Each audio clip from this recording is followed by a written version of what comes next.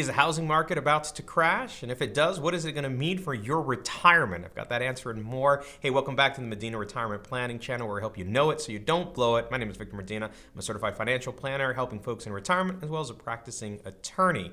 Hey, listen, I have been kind of just overwhelmed with the number of articles that talk about a housing market crash. I don't know if it's the news has nothing to talk about except that they want to kind of rehash this every quarter or so. But it seems like people have been predicting a housing market crash basically every year since the last time that the housing market crashed.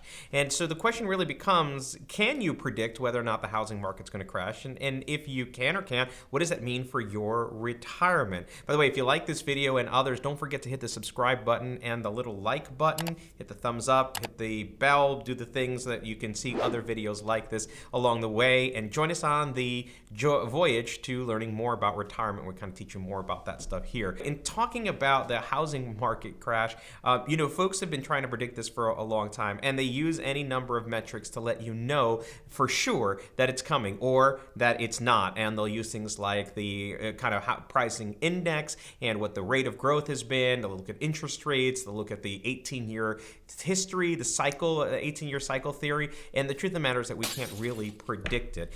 It really depends on who you read, by the way, because in researching this video, I saw all kinds of articles about people predicting a housing crash. And of course, the folks that are in real estate tell you that it's never coming, and the people that are not in real estate tell you that it absolutely is coming. So what does it mean for you if the housing market crashes for your retirement? Well, it's going to mean a few different things that are relevant actually for your retirement. The first thing is that the value of your real estate investments, whether they be individual investments like real property that you own or funds that invest in real estate, are going to go down. It's just going to be a consequence of the fact that the housing market crashes.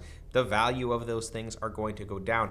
Related to that the income that is generated from that, so many of these investments are really about the rental income that's associated with holding these properties or the funds that holds these properties. That's going to go down as well, because if there's a housing market crash, there's just going to be not a lot of people in places paying for rent, and those values are going to decrease. And so that's going to have an effect as well. And there's going to be a sort of a third effect of that, which is often a movement of interest rates relative to that to try to spark some additional investment in real estate. And so it's going to affect your interest income as well. So if it affects all of these things, what does it really mean for your retirement? Well, there's basically four things that you can do to help protect against a housing market crash. And the first thing that you can do is make sure that you have a diversified portfolio and you're not overly invested in real estate. In fact, you should never really be overly invested in any particular sector, mostly because all really strong investment theory suggests that there's no particular sector that's going to outperform another one. We have no higher expected return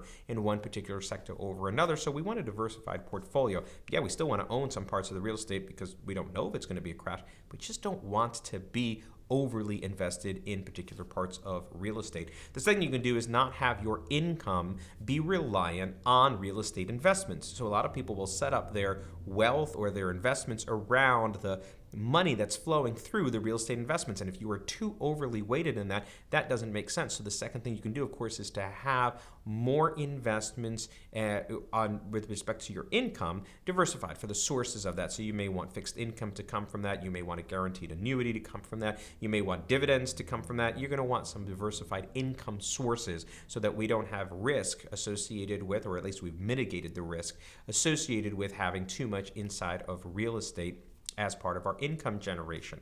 And the last thing we want to do is we want to have secured buckets of money to withdraw money from in case there's a reduction in the value of a particular sector. So not only do we want things that are diversified, but if all of these things are at risk in the stock market, it's going to be difficult for us to sell them off because generally there is a trickle-down effect of the investment world. If there's something happens in the housing crisis, it's going to essentially touch other sectors as well. So we actually want some guaranteed or some protected money so that if there is a housing crisis and something happens where we have a big sell-off in that, you actually have money that's off the stock market and away from an investment portfolio that is secure, that allows you to generate your income. You can do that in cash equivalents, you can do that in insurance-related products, but either way, you want some protected money on the side. We actually saw that kind of happen in the pandemic when we had the market correction for a period of time. Those folks in that March 2020, April 2020, before things rebounded, The folks that needed money and income from their investments, if they had it all in the market during that dip, it made it very difficult for them to generate the income. That's why in all of the portfolios that we create, in the retirement plans that we create, we essentially make sure that we have some money that's set aside in a protected bucket for them, just to account for those types of situations. The last and most important thing you can do that wraps all of these together is you can have a dedicated plan for your retirement. You know, your retirement is not made up of a series of investments. That's just kind of a junk drawer of things that you've got associated with your portfolios and things like that. What you really need is a plan that helps you control for income, investments, taxes, and estate and legacy planning. Those things are the most important things for you to put together in an overall more comprehensive plan for your retirement. It's kind of what you need to make sure that you're going to have a secure retirement along the way, and that's what we help produce for people in the Make It Last checkup. Now, in every one of these videos, we give you the secrets to life, but before we do, we want to remind you to subscribe to our channel and stick around for the playlist that's going to come up after this that'll give you a bigger introduction to retirement planning. And here is the secret to life. So the secret to life is sometimes it is actually better for you to pay for higher octane gas if your car burns it a little bit greater. So what it means is if you pay about 20 cents more for the higher octane, but it gives you 3 miles per gallon more, then you'll actually be paying less per mile overall. Some people don't really realize that. They look at the front end of what that cost is, but they don't realize how their car uses it. And of course, if you've got an electric car, this has nothing to do with you. But the gas burning people, those folks actually will get better. So the secret to life is sometimes paying for higher octane gas is actually a more economical decision than paying for the lower octane gas. Plus, it runs cleaner for your car as well. So check your owner's manual. I'm not a mechanic, but other than that, this has been the Medina Retirement Planning Channel. We're helping you know it so you don't blow it. Stick around for the next video. Bye-bye.